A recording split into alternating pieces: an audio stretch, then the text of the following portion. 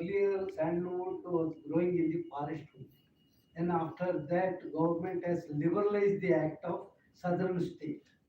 Now people are growing like anything, and also they don't know how to grow that, because you know that is a semi parasitic plant, and how to do that without host also, whether it will grow, and so many factors is there. And one is our security. Security is every year it is growing on 10% increase. Then you see that how much plantation is coming up and all, because we are calculating on the basis of the how much these saplings are distributed in all over India. See, for example, our society itself, every year we are growing 1 lakh saplings in every year. See, our society object, I will tell you the why we have made our society, because people don't know the known sources of the sandalwood seeds and all. And we have developed our own clonal seed orchard, and we have grown our own seeds in our nursery, and we are distributing to the farmers. People are very happy in that. In the short time, they are getting a good revenue also. And we are suggesting the farmers, don't go for sandalwood only. You can grow other crop as a subsidiary crop. So other crop, main crop is as a agriculture crop. The sandalwood is a subsidiary crop, and even other agroforestry species also you can plant in the burn planting and all. You will get a mid-term revenue in that. That is our main objective. Like our sir is our main director of our sandwood society. With this knowledge and all, we are doing well. Always he is giving suggestions. You do like this, you do the training.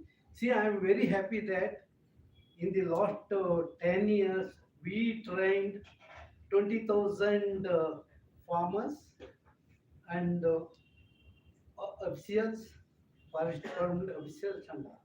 So now not only in Karnataka, we are giving training to Rajasthan also, Gujarat also, and our Maharashtra, then Kanpur, and even Andhra Pradesh, Tamil Nadu also. This like we have started our work in all of spreading the things, and not only sandalwood, you grow other agroforestry species also, that will help your revenue improvement. So that is the thing, and also the protection comes to the protection. So in the field we are not getting the any electricity and so we are mainly depend on other solar, whether solar or other energy, where we will get. So that's we are suggesting you at least solar fencing and all. So better you start this solar, you get the solar energy and start with our solar sensor. So many are there nowadays in the market. You can make use of that. So that is the good thing.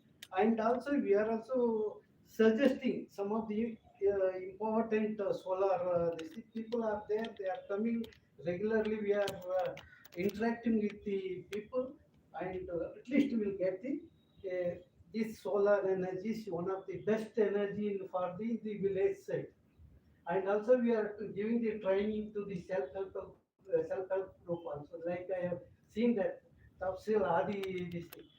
But in our this society also we are doing a very good training program in all over Karnataka. So that we are doing, and this program I'll all the best. And this type of program is very much required in our present our farmers and other Adivasis. Yes, thank you, thank you.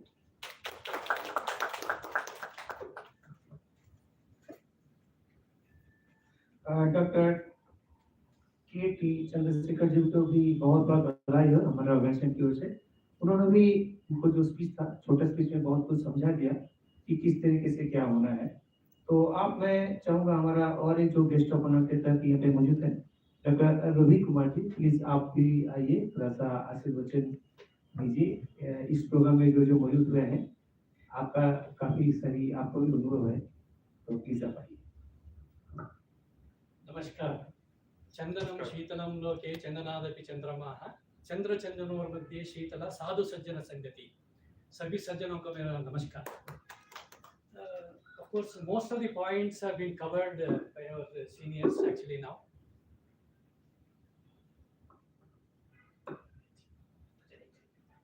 Most of the points have been covered. Of course, synerging solar energy, agroforestry, forestry species, medicinal plants, and aromatic plants will be the order of the day actually. Integrated multi-layer farming system only will work. Solar energy also will give additional economic support. In that way, good move is there. A lot of training programs are required. Training is required and expertise is required. In that way, forestry side, in the bund planting also should be taken when we are going for solar paneling. In that way, the bund planting, another economically high value species like teak, even sandal. Sandal is one of the high value species, including sandal, other medicinal plants and aromatic short rotation crops and dry land crops will be the where the microclimate can give boost to the yield also. In that way, such agroforestry system will work in future. In that way, I wish every success and thank you so much for inviting. Thank you. Sir को बहुत बहुत बधाई हो. तो आप मैं चाहूँगा कि आप कुछ बोलना चाहते हैं. तो अभी skill council for green job से जो यहाँ पे मौजूद हुए हैं, जो इस प्रोग्राम को अभी शुरुआत करेंगे दूसरा मॉडल पे. अभी तो किस तरीके से ये होगा इसके बारे में थोड़ा सा बताया गया है. सर तो पूरा डिटेल्स बता दिया है. तो मैं अभी चाहूँगा कि डॉक्टर संजय धनोआ जी प्लीज आप आइए. आप आके इस प्रोग्राम को आगे लीजिए. पावर पॉइंट ठीक है, बस इसको रेडी कर लीजिए. टेक्निकल टीम थोड़ा सा पावर पॉइंट को ठीक कर लीजिए.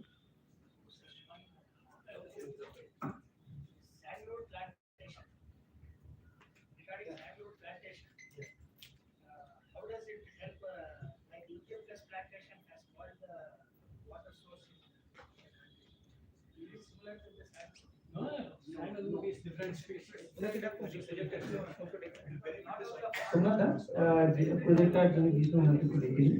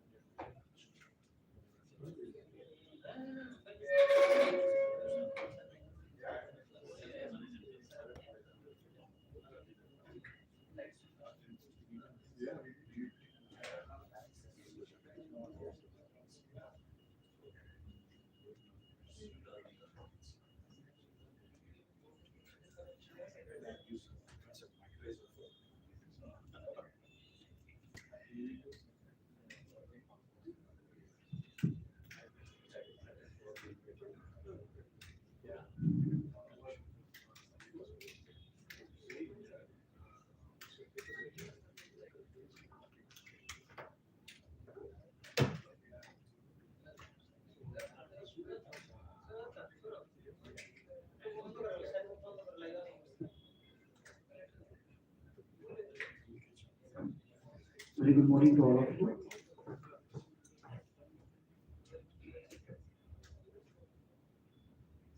Shall we start? Thank you. Very good morning to all of you, and warm welcome in this August gathering on the deliberation on altogether very new topic, that is agrovoltaic. I am Sanjay Dano, coming from Pune, working on behalf of Skill Council for Green Jobs as a trainer, as an expert. But frankly speaking, I am also a learner because every time something new is coming, so we have to learn. And whatever background, whatever knowledge you are having, integrate that from zero to infinity, and whatever solution comes, puts before the people or stakeholders with whom we are interacting. This program has been organized by Tafsil Jati Adivasi Practical Sainik, Krishi Bikash Krishi Shilpa Bikash Kendra. This is third such program. First program has been organized at nearby Kolkata at Bhaniyahali, pure agrarian area in Hooghly district. Primary seat was for farmers as well as farmer producer organizations. Second program immediately was in Odisha in Jaleshwar, again for farming community. And it's the third program that we are here. So this program has been organized under TISA, TISA. This TISA basically that stands for Training the New and Innovative Solar Applications. Because Skill Council for Green Jobs as well as GIZ, both these organizations, they are more involved into the capacity building of the people. Whatever new technology comes or whatever technological aspects are there, these two develop various training contents, and for development of those training contents, they carry out deliberations with different kinds of stakeholders. Most probably all of us must have heard about NSDC, National Skill Development Corporation. So National Skill Development Corporation is the nodal agency of Government of India is skilling and upskilling and reskilling. And under this NABC, there are almost 62 different specific skill segments, like fashion designing, hydrocarbon, various around 62 skill developments. Out of which one is green jobs. That's why this is a skill council for green jobs. This SCGJ here, this takes care of mostly renewable aspects like solar energy, wind energy, biomass energy, water segment, wastewater management, and recently they have added to their kitty green hydrogen segment. Because all these aspects they are interrelated with each other. That is why they have been put together under skill council for green job. So in this TISA project, these two organizations have come together.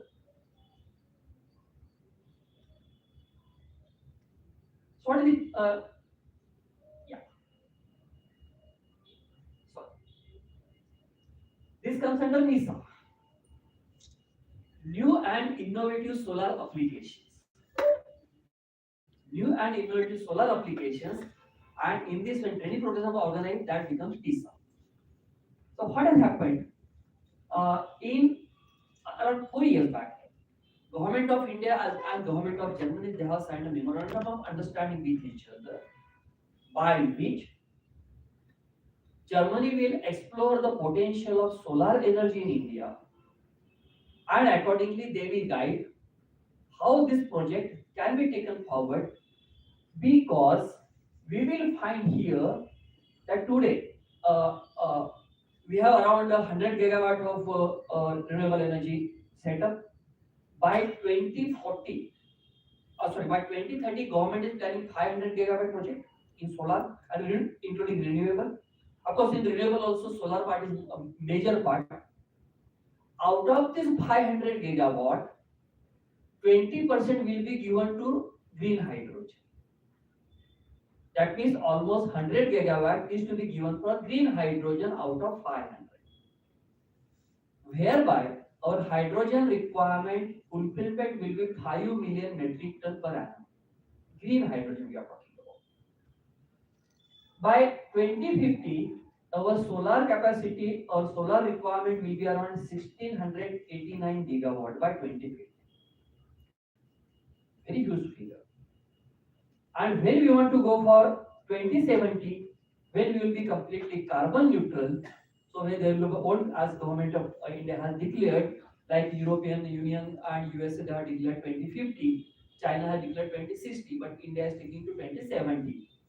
So by 2070, our solar requirement will be around 5,630 gigawatt, purely solar energy. We know here that approximately around 4 acre land is required for generating 1 megawatt. Maybe to some extent, depending upon technology, in some cases maybe 3.5 as well, and some expert was mentioning even 3 acres, maybe up to 5, depending upon the situation, your environmental conditions and other conditions. But in an average, if we take 4 acres per megawatt, we can assume how much land will be required to generate this much power.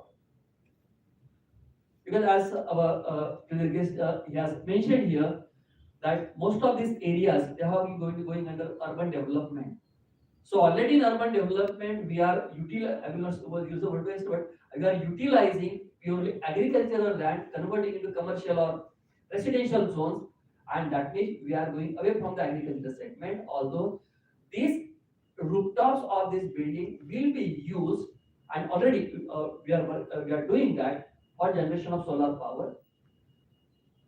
On other side, what is the potential seen here? NISA potential, new and innovative solar applications potential in India is around 3.6 to 14.3 terawatt. That means in terms of gigawatt, it will be around 14,000. There will be 3,600.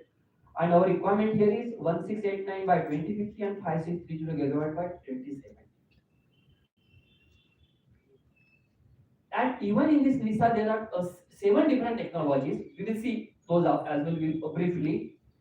Out of this, agri-PV is having the highest potential. See, out of 3.6 is the minimum 3.1, out of 43 is 13.8. So almost more than 90% potential goes to agri-PV segment in solar applications. And here Maharashtra has the highest potential. Again, Maharashtra has the highest potential. So by this, what we are going to achieve? Optimization of the land reuse. Because land will be used for both purposes, agriculture as well as solar.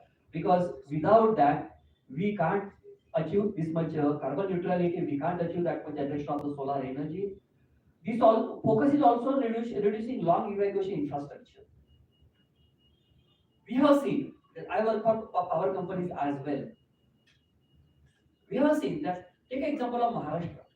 Major coal resources they are in eastern part of Maharashtra. Vidarbha region, that is in Nagpur zone. Nagpur is a major thermal power generator, and from Nagpur almost power is supplied to Mumbai. almost transportation of around 800 kilometers with very high that those big transmission lines. And in the transmission lines, around transmission and distribution losses are around 20%, which were around 40% around the 30 years back. And we also know that in order to generate 1 kilowatt hour unit, how much coal is required? The coal is a fossil fuel that we have included. Around 300 gram of coal that we are consuming for 1 kilowatt hour, 1 unit of the electricity.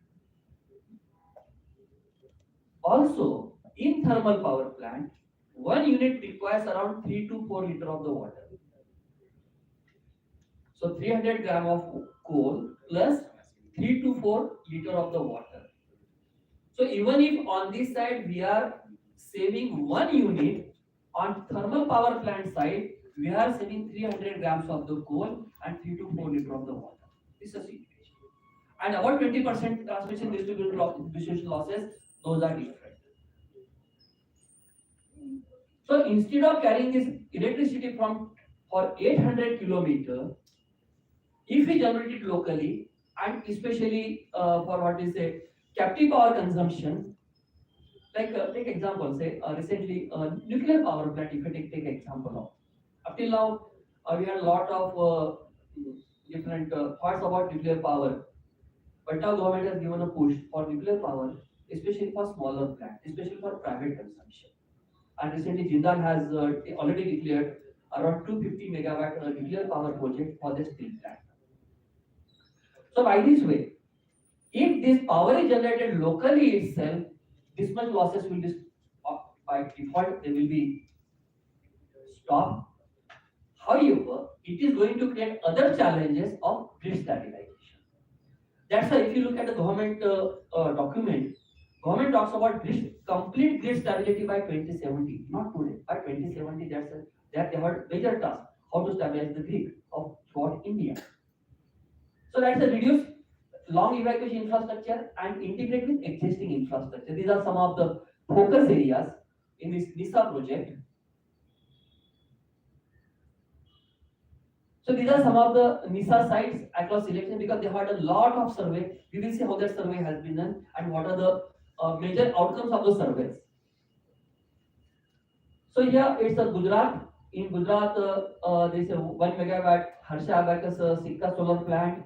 Even this 1 megawatt agri-based solar plant at Pandro.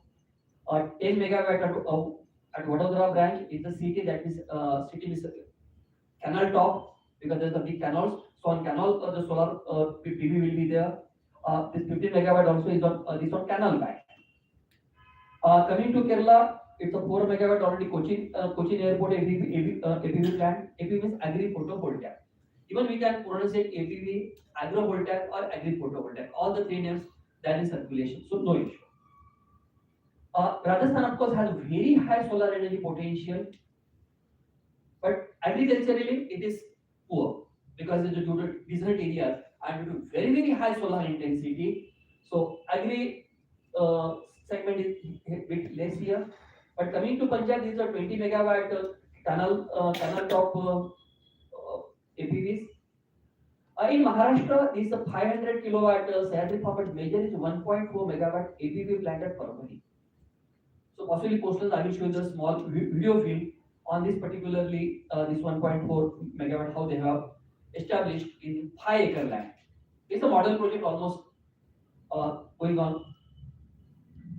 Similarly, coming to Uttar Pradesh also is a 50 megawatt NTPC on Rihad Dam. Then these are smaller capacities. In Andhra, this major is 25 megawatt NTPC project. In Delhi also there is a small project 2 megawatt by Sunmaster Agriculture Photovoltaic. Even in Telangana as well, Karnataka. So some of the states as well they are. But again, I will say that this technology as part of application is concerned, this purely is at nascent phase in our country. Although in Germany also, here is a APV agrophotovoltaic APV is a floating photovoltaic. City is a canal top. BI is building integrated photovoltaic systems, and here RM is road integrated or railway integrated. But that also because Gadkari has announced so many projects in RITB as well. So the employment status, because skill council is more focused on skilling, reskilling, and upskilling, and ultimately employment part. So if you consider all this together, here the employment potential has been mentioned. Here, take example of say Punjab, there will be around 1 lakh. In Gujarat, around 65,000. Uttar Pradesh will be comparatively higher, 1,30,000. Of course, J&K and Ladakh is less, but in case of Maharashtra, it will be around 1 lakh, and likewise. So maybe around 6 lakh employment generation will be there in those segments. So when there's a deliberation going on under this TISA project, so what are the different areas where we have to focus? Of course, first area is policy implementation and regulatory compliances, where DISCOM is coming into picture. DISCOM as well as state nodal agencies looking after the renewable and other segments. They are coming to picture. And naturally, they will assist in a policy implementation because they are designer of the policy and ultimately they are implementer of the policy, these agencies. Of course, this will also require regulatory framework. For KUSUM, yes, framework is there, but for agri-PV, this regulation framework is not there. So this also under as a part of this activity, that deliverations also going on this regulatory frameworks as well. Of course, they will be more closer to our KUSUM scheme and like that.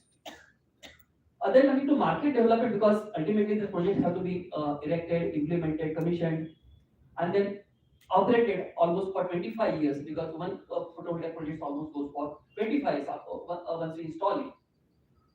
And that is why in agri-PV, when we are dealing with the farmers, it is a delay for 25 years, not just year or 2 or 5. So that's why it becomes a major challenge for especially agri people, especially from cropping pattern. So naturally, there will be different kinds of entrepreneurship, business developments. There will be different business models, how to go about it.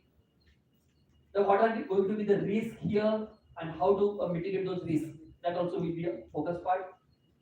Then operational aspects and project planning, of course, those EPC planning, installation, maintenance, again here government departments will be involved as well as the EPC players will be involved.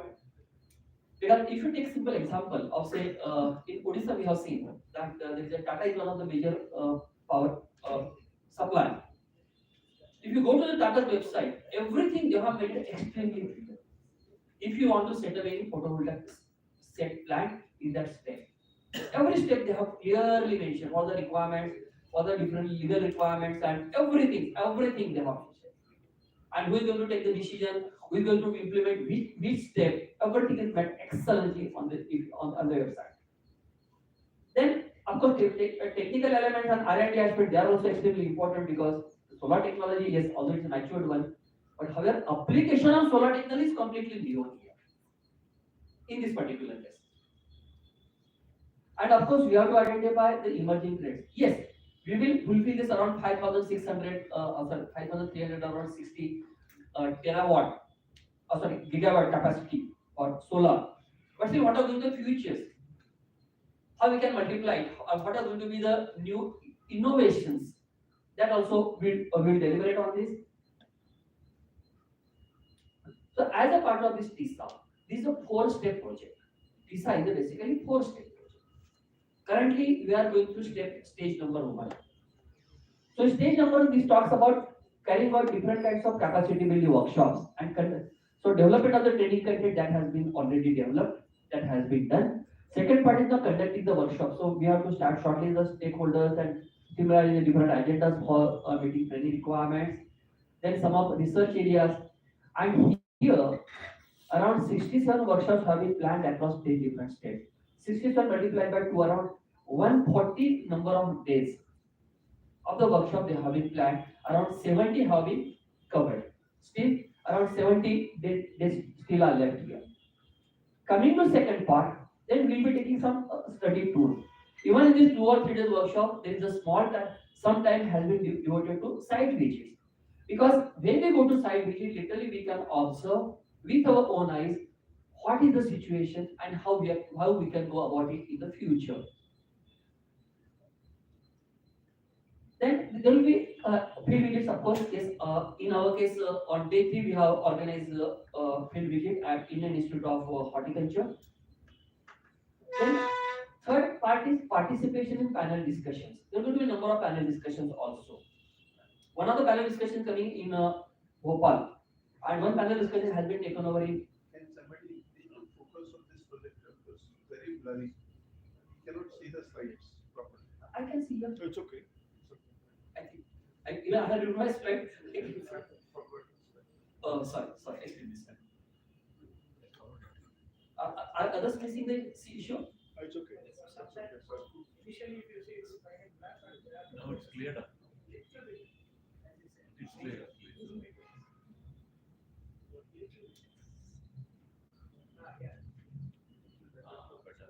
Okay. Thank you. It helps. And yours was better? Okay.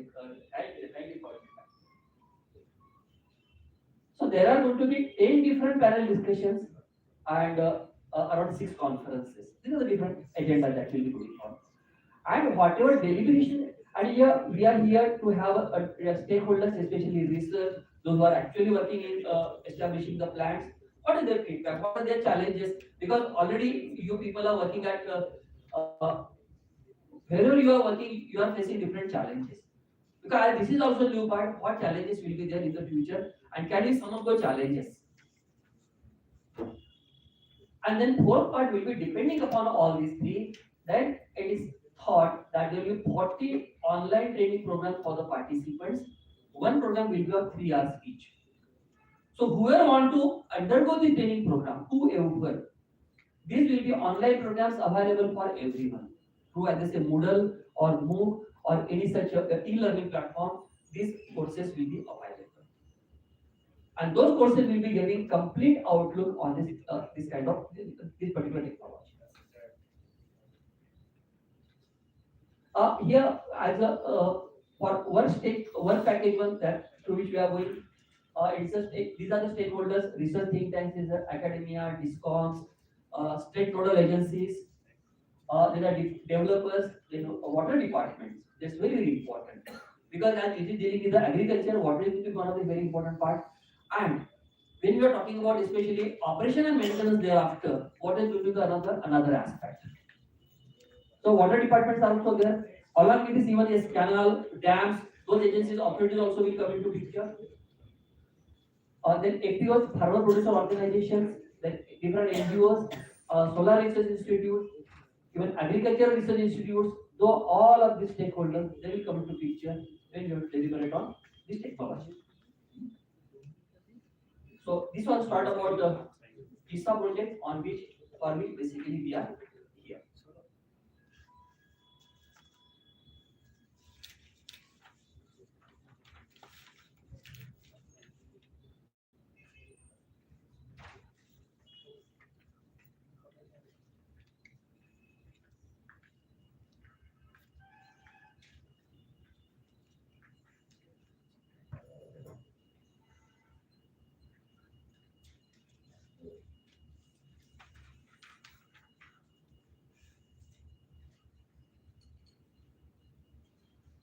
So as a part of this, how we can assess this potential of APV in India? What methodology has been used? What methodology they have been involved? How it can help us? We also can work on it step by step. So these are basically some of the models for agrivoltaic. The earlier slide, yes. Yeah. Okay, so this will include a potential of APV in India. Then what are going to be the different business models? Different business models because we are dealing with the farmers, and it's a very, of course, it's going to be challenging part. So how different models they can be developed, whereas whereby we can have win-win situation at every step. Win-win situation at every step. Then third will be policy and regulations for this agri-photovoltaic. capacity projections and investment, those are required by 2040. And what are the skill gap assessments?